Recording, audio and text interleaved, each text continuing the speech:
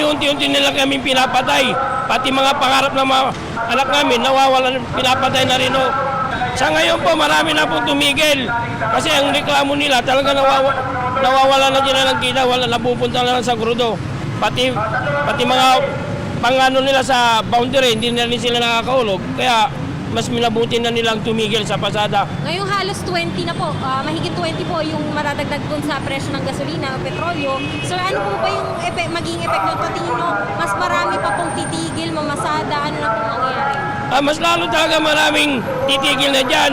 Kaya ang hiniling po sa gobyerno na huwag na kontrolin at i-roll back ang presyo kasi sa patuloy na pagtaas ng crudo langis, talaga maraming mawawala ng hanap buhay, maraming pamilya magugutom. Inuunti-unti nila kami pinapatay. Pati mga pangarap ng mga anak namin, nawawalan, pinapatay na rin dahil sa crisis na to. Actually po sa tulong hanggang ngayon, wala po kami natatanggap na tulong, yung ayuda na yan. Pahirap din.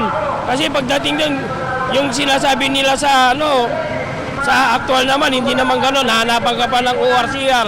Pagdating mo dyan, pag pumunta ka doon, wala ka dyan. Siyempre, pagbalik mo, wala na. Kaya yung ayuda, wala. Hindi naman kasagutan yung ayuda eh.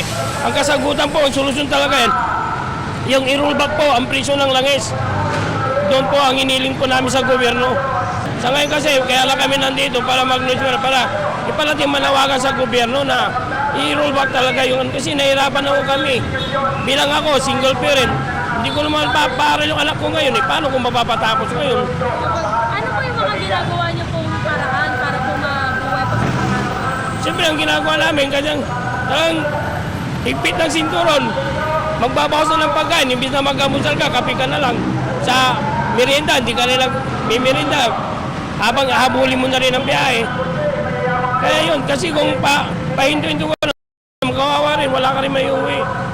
Kaya tulad kagabi, tulad na sabi ko, 90 pesos lang na iuwi ko. Kasya ba yun para sa pamilya?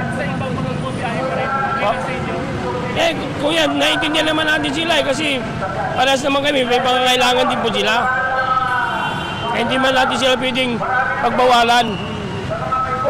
Kaya lang, panawagan mo namin sa kanila na mag-iisa rin para, kasi kung patuloy silang bumabiyay, ibig sabihin, para maano ng gobyerno, ay, kaya patuloy, pero kung nandito sila, makikita sila na iparandam sa gobyerno na talagang hirap na krisis. So mas maganda sir, wasn't for all, lahat kayo magsama-sama. Dapat yun ang gawin ng mga ibang drive operator. Magsama-sama, pero sa masip para andyan ipakita sa gobyerno talagang hirap na dahil sa patuloy na pagtaas, kahit sa totoo lang, hindi naman nila pero pag-uwi nila, reklamo din yung mga yan.